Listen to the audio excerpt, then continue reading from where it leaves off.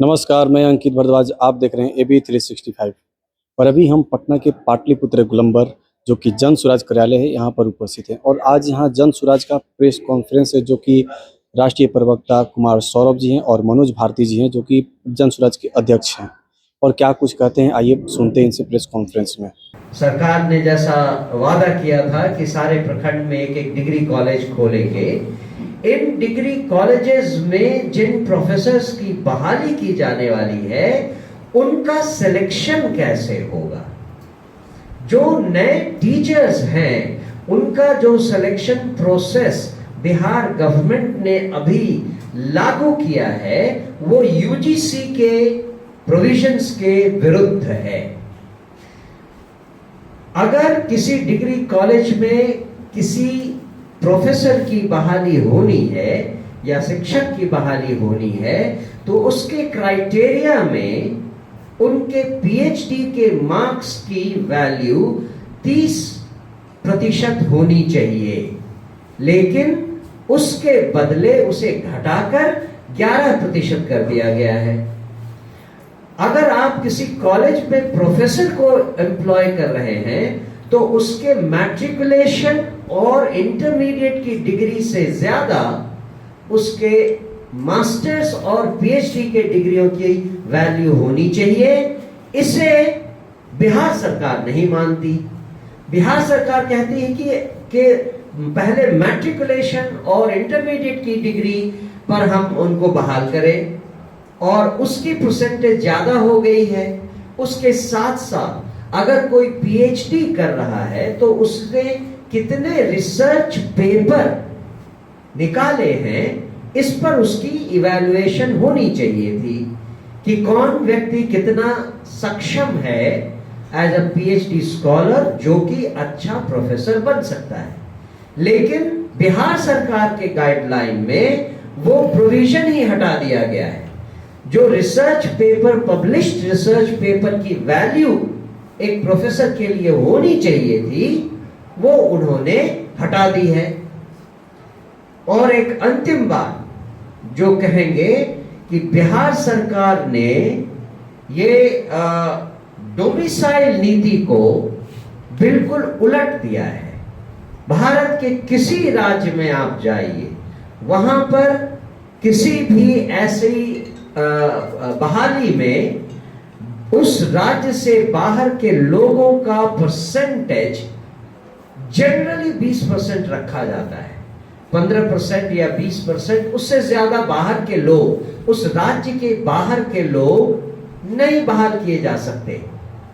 ये son of the soil कह लीजिए या जो भी प्रोविजन कह लीजिए, डोमिसाइल जो नीति होती है उसका बिहार सरकार ने पूरी की पूरी तरह उसकी अवहेलना की है। अभी जो बहालियां हुई हैं हाल में, उसमें अगर मुझे सही से याद है, मैं मोटा मोटी आपको फिगर देता हूं, अगर 200 बहाली करनी है तो उसमें मुश्किल से 40 या 45 लोग बिहार के हैं और 150 से ज्यादा लोग बाहरी राज्यों के हैं। ये बिहार के लोगों के साथ नाइंसाफी है और इस पर जो भूख हड़ताल चल रही है जन सुराज उनके साथ खड़ी है। छात्रों से संबंधित जो दूसरा महत्वपूर्ण मुद्दा आज हम आपके सामने लेकर आए हैं उस पर मैं चाहूंगा कि हमारे राष्ट्रीय स्पोक्स पर्सन, राष्ट्रीय प्रवक्ता कुमार सौरभ आपके साथ साझा करें अपनी बात। धन्यवाद।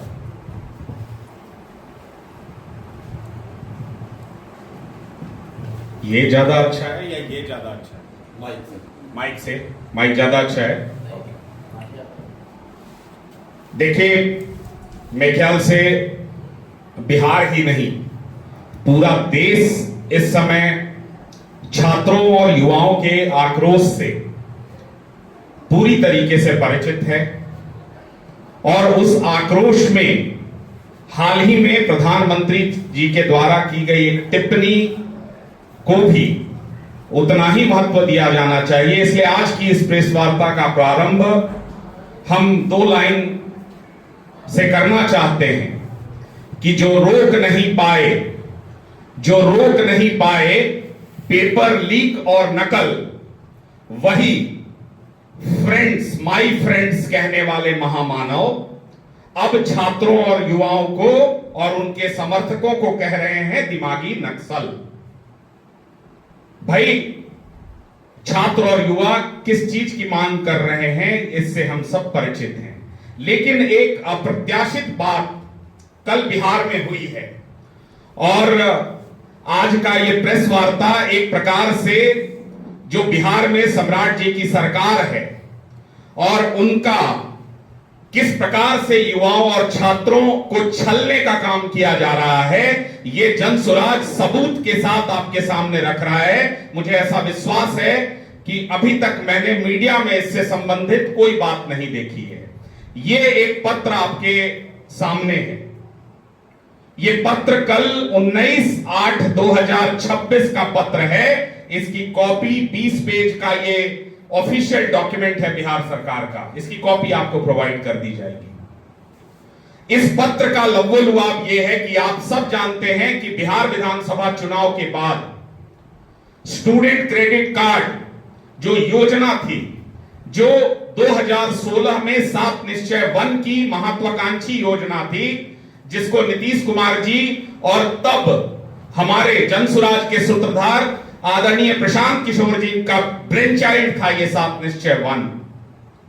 और उस योजना के अनुसार बिहार में या बिहार से बाहर कहीं भी शिक्षा ग्रहण करने के लिए बिहार के छात्रों को 4 लाख रुपए जो इंटरेस्ट फ्री लोन है वो प्रदान किया जाता था और इसमें किसी प्रकार की कोई कॉम्प्लिकेशन नहीं हो, इसके लिए डीआरसीसी के माध्यम से ये लोन छात्रों को प्रदान किया जाता था।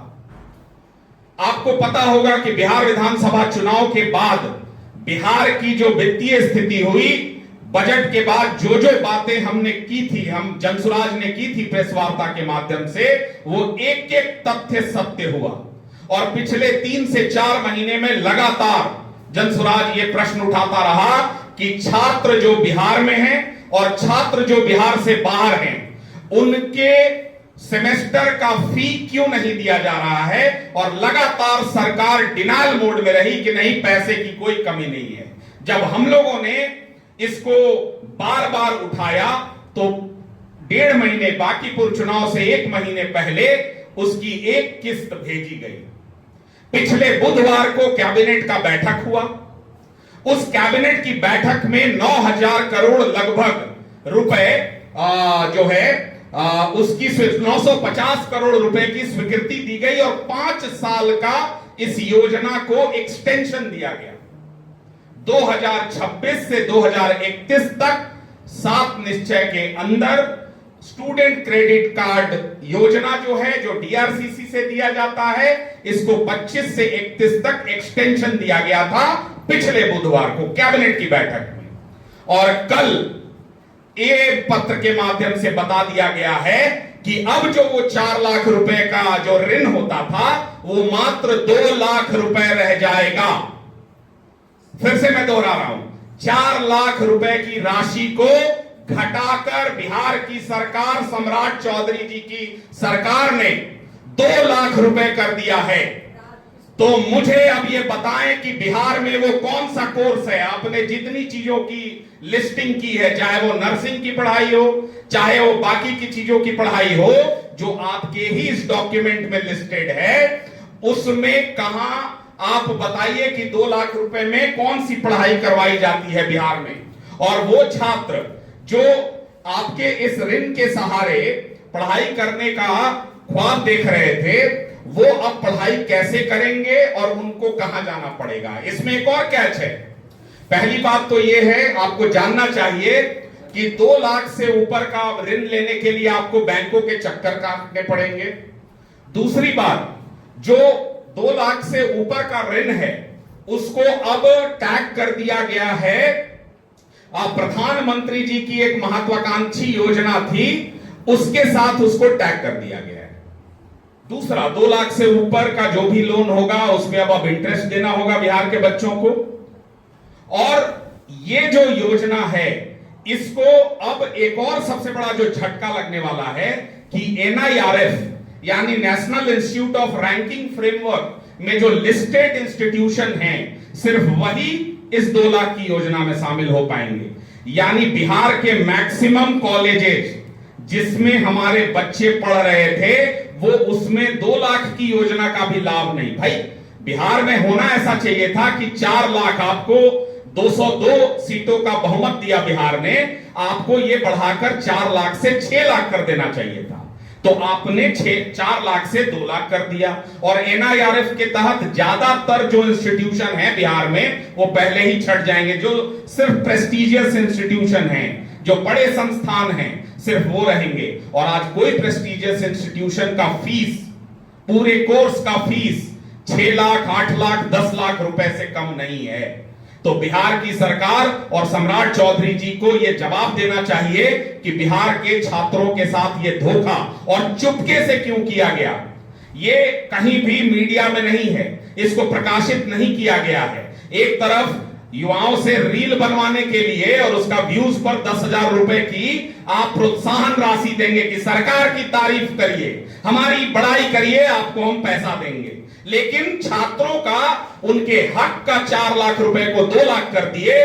कहीं मीडिया में इस पर एक शब्द नहीं है। इसकी कॉपी हम आपको प्रदान कर रहे हैं। तो ये सरासर छात्रों और जेनजीज के साथ धोखा है और जनसुराज इसका मुखालफत करती है, विरोध करती है और तत्काल सम्राट चौधरी की सरकार को यह अल्टीमेटम देती है कि पुनः इस 4 लाख को आप लागू करिए, आगे नहीं तो आप आंदोलन के लिए तैयार रहिए। इसको छोड़ा नहीं जाएगा।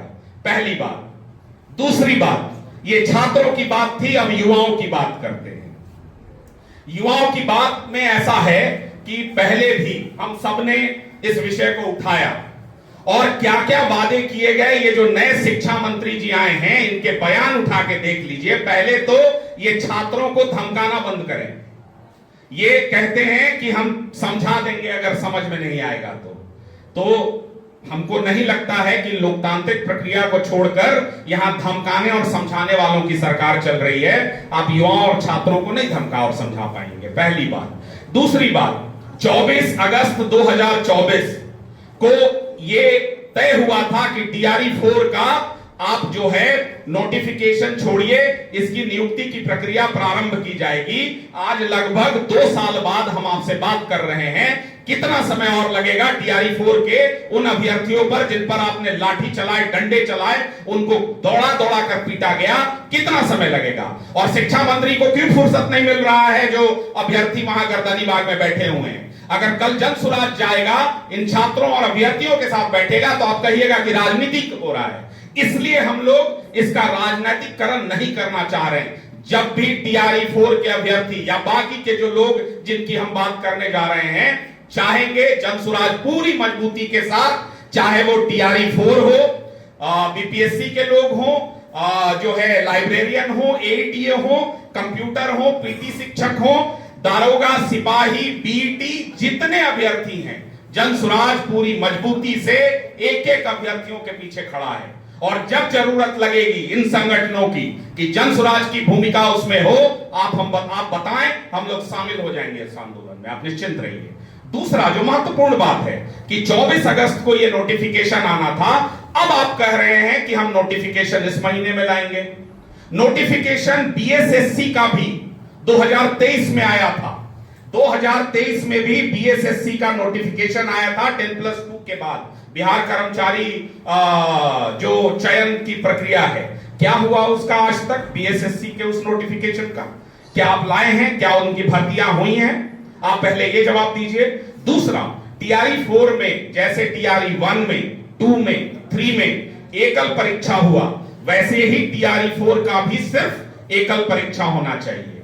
दूसरा, आपने जो अनुबंधित जो लोग हैं, जो कॉन्ट्रैक्ट पे लोग हैं, उनके लिए आपने एक वेटेज की प्रक्रिया का प्रारंभ किया है, जिसमें आपने कहा है कि हम लगभग 600 मार्क्स होता है, उसमें संविदा वेटेज ये लाएंगे।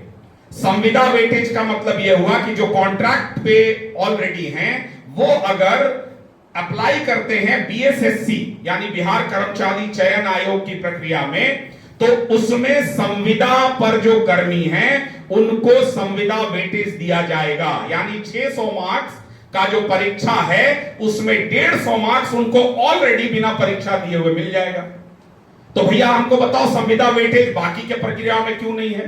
यूपीएससी में क्यों नहीं है? बीपीएससी में क्यों नहीं है? नीट में क्यों नहीं है? बाकी की परीक्षाओं में क्यों नहीं है? ये बताइए। और ये मांग छात्र उठा रहे हैं वहां गर्दनी बाग से ऑलरेडी। हम कोई नई बात नहीं कह रहे हैं, हम दोहरा रहे हैं कि आपके साथ खड़े हैं कि संविदा वेटेज पूरी तरीके से गलत है। 600 मार्क्स सबके लिए बराबर होना चाहिए। कॉन्ट्रैक्ट पर कोई है या नहीं है, 150 मार्क्स उनको नहीं मिल सकता है। ये पूरी तरीके से असंवैधानिक है, गलत है। दूसरा, आप ये बताइए कि मंत्री जी कब आप टीआरई 4 का जो है ये छात्रों और युवाओं को भरोसा दिलाएंगे कि एक ही परीक्षा होगा। आपको टीआरई 5 लेना होगा, उसमें आप पीटी लीजिए, मेंस लीजिए, जो भी लीजिए। इसका कारण यह है कि टीआरई 4 आज नई घोषणा नहीं है, टीआरई 4 अगस्त 2024 की घोषणा है। दूसरा, टीआरई 4 के कारण 2 साल जो हमारे अभ्यर्थियों का नुकसान हुआ है, इसकी भरपाई के लिए टीआरई 4 में उम्र की सीमा को भी आप 2 से 3 वर्ष बढ़ाइए। यह जनसुराज की मांग है।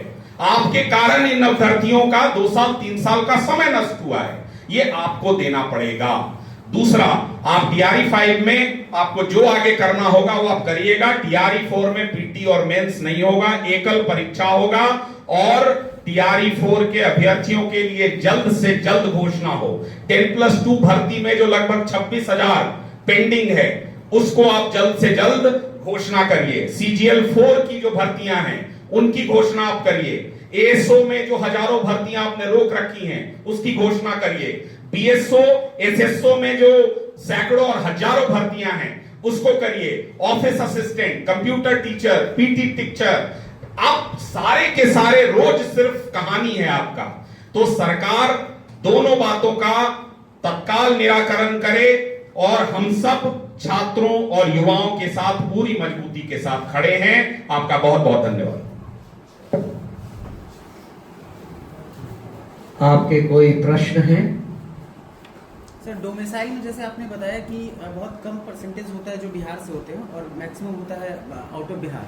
तो इसमें सेटिंग रेटिंग का कुछ मसला है कि बाहरी होंगे तो लेन देन की प्रक्रिया थोड़ी अपारदर्शी रहेगी और अच्छे से होगा? ये तो उन लोगों से ही पूछना पड़ेगा। आप एक बार जाकर वहां भी लोगों से बातचीत कर लें और आपको पता चल जाएगा कि वो क्यों किया गया है और सरकार का और सरकारी अफसरों की इसमें क्या मंशा है। जिस तरह से अभी कुमार सौरभ जी आपको बता रहे थे, ठीक लगभग वही मुद्दा इन लोगों के साथ भी है। पिछली बार जो ये प्रोफेसर्स की बहाली हुई थी वो 2019 में हुई थी और अब 2026 में नेक्स्ट बहाली हो रही है। इन 7 सालों में जिन लोगों ने पीएचडी किया है और अभी तक वो अपने एम्प्लॉयमेंट की वेट कर रहे थे, उनकी तो उम्र निकल गई। जो 45 साल सरकार उनको उम्र दे रही है अप्लाई करने के लिए, उनमें से 7 बैच निकल गए हैं। इसीलिए ये मांग भी इनके साथ है कि हमारे लिए, मतलब उन प्रोफेसर्स के लिए, डिग्री कॉलेज के प्रोफेसर्स के लिए, पीएचडी स्कॉलर्स के लिए एम्प्लॉयमेंट की एज 55 इयर्स कर दी जाए। तो ये डिफरेंट मुद्दे हैं जिस पर आप उनसे भी ऐड करते रहे। तो प्रदेश अध्यक्ष जी ने कहा, देखिए इनका यही आशय था और ये आशंका बिल्कुल सही है। आप टीआरई 3 का भर्ती का प्रक्रिया देख लीजिए। टीआरई 3 में क्या हुआ, आप परसेंटेज निकाल के देख लीजिए कि बिहार के कितने छात्र हैं और उत्तर प्रदेश के कितने छात्र हैं। तो भाई एक तो पहले से बिहार में नौकरियां कम हैं और उन नौकरियों में अन्य राज्यों में लगभग 90% से ज्यादा डोमिसाइल की नीति लागू है। हम कोई नई बात तो कह नहीं रहे हैं। तो क्या बिहार के छात्रों का यह अधिकार नहीं है कि वो भी 90-95% जो नौकरियां हैं वो बिहार के राज्य के लड़कों के लिए सुरक्षित रहे? और पिछली बार टीआरई 3 का आंकड़ा उठा लीजिए और परसेंटेज आप देख लीजिए, 40% के लगभग नौकरियां अन्य राज्य के लड़कों का हुआ है। भाई कोई कहीं देश के किसी भी हिस्से में जाकर काम करे, हमको कोई परहेज नहीं है, लेकिन बिहार में खासकर सरकारी नौकरियों की कमी पहले से है। इसलिए हमारे माननीय प्रदेश अध्यक्ष जी ने कहा कि डोमिसाइल की नीति पीएचडी की प्रक्रिया ही नहीं, बिहार से निकलने वाली सभी भर्ती की प्रक्रियाओं में डोमिसाइल की एक कांस्टेंट नीति हो और वो सभी प्रक्रियाओं में लागू की जाए। और कोई सवाल? धन्यवाद, थैंक यू। धरना स्थल पर संजीव जी एमएलसी हैं, वो बैठे थे। उन्होंने कहा कि 2018 में मांगी गई थी विश्वविद्यालय से सूची 20,000 नियुक्ति की, 22 में नियुक्ति होनी थी, वही तक नहीं हुई। और आगे की प्रक्रिया में जो नए नियम बना दिए थे, लगभग सारे प्रोफेसर वहाँ पर नियुक्त नहीं हुए। कहना इसी पर है, क्या सरकार की मंशा है नियुक्ति देने की?